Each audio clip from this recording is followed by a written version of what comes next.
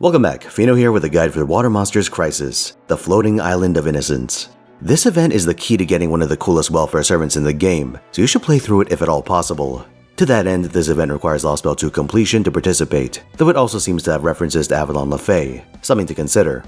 The core idea of this event is a throwback to Summer 1 mechanics. On top of the normal shop currencies, free quests drop these little plush-looking guys called Kon. I choose to be optimistic that they won't wear out their welcome like the boar piglets.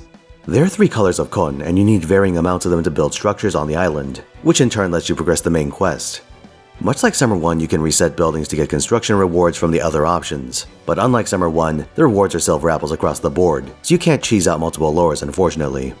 I'd still do it though. Apples are apples. There are 2 methods of adjusting your Kon drops. Firstly, the Melterless Shopcraft Essence will give you +1 to all 3 types, +2 if you limit break it. Secondly, different servant classes influence Kon drops, but otherwise change up your backline depending on which you're trying to farm. Here's a graphic from the wiki for a quick reference.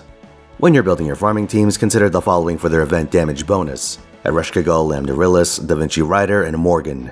You can also force Taisui into the farming role and he can fill the basic requirements with some charge assistance, but that's not really his forte.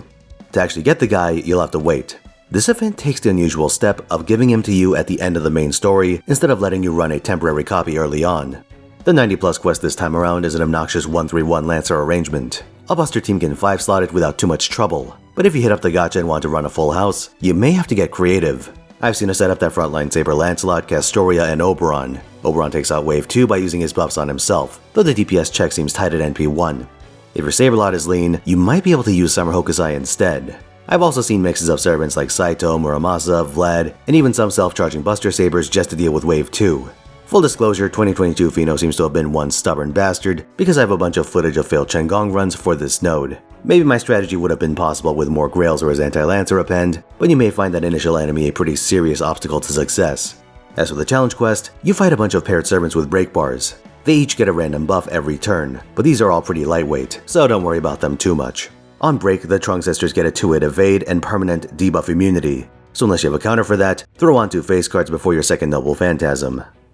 Most of the other specific servant mechanics don't matter, but here are some more of the other notable breakbar effects.